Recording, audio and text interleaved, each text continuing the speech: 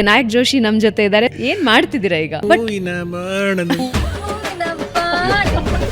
ಒಂದು KGF, ಒಂದು Kantara, the biggest hits, 1000 ಕೋಟಿ ಮಾಡ್ತು, 5000 ಕೋಟಿ ಮಾಡ್ತು, 2000 ಕೋಟಿ ಮಾಡ್ತು, ಜನ ಎಲ್ಲ ಮಾತಾಡ್ತಾರೆ. ಹಂಗಂದ್ರೆ ಬಿಗ್ ಬಾಸ್ ಮಾಡಿದಾಗ ನಾನು ಗೆದ್ದಿದ್ದೇನು ಅಂದ್ರೆ ಮನೆಯಲ್ಲೂ ವಿನಾಯಕ್ ಜೋಶಿ ಅನ್ನೋ ಗೊತ್ತಾಯ್ತು. ಆದ್ರೆ ನನ್ನ ಒಳಗೆ ತುಂಬಾ ಜನ ನಾನು ಸಿನಿಮಾಗಳಲ್ಲಿ ಕಾಣಿಸ್ಕೊತಾ ಇಲ್ಲ, ಯಾಕೆ ಕಾಣಿಸ್ಕೊತಾ ಇಲ್ಲ ಅಂತ ಕೇಳ್ತಾರೆ. ಮೊದಲನೇದಾಗಿ ಸಿನಿಮಾ ಅನ್ನೋದೇ ಒಂದು ಮೋಹ. ಯಾಕೆ ಈ ಕಡೆ ಹಿಂಗೆ ಊಟ ಅಂತ ತಗೊಂಡಿದ್ದ? ಇಲ್ಲ, ಎರಡು ವಿಚಾರ. ಒಂದು, ನಾನು 4 ವರ್ಷ ಅನ್ನ ತಿಂದಿರ್ಲಿಲ್ಲ. ವಿನಾಯಕ್ ಜೋಶಿಗೆ ಟ್ರಬಲ್ಸ್ ಇದ್ವಾ?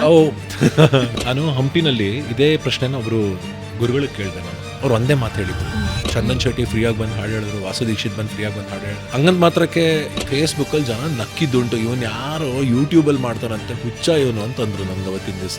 ಈ ಜೆನ್ಜಿ ಅಂತ ಏನ್ ಕರೀತಾರಲ್ಲ, ಈ ದುನಿಯಾನಲ್ಲಿ ನಾನು ಹೋಗ್ಬಿಟ್ಟು ನಾನು ಆಕ್ಟ್ ಮಾಡಿದೀನಿ, ನಮ್ಗೆ ಇಷ್ಟ ಅವಾರ್ಡ್ ಬಂದಿದೆ. ಸೊ ನಂಗೇನ್ ಅನ್ಸ್ತಂದ್ರೆ ತುಂಬಾ ಅತಿ ಆಯ್ತಿದಲ್ಲ. ಇದು ನಾನೇನು ದೊಡ್ಡ ಸ್ಟಾರ್ ಅಲ್ಲ ಲೈಫಲ್ಲಿ.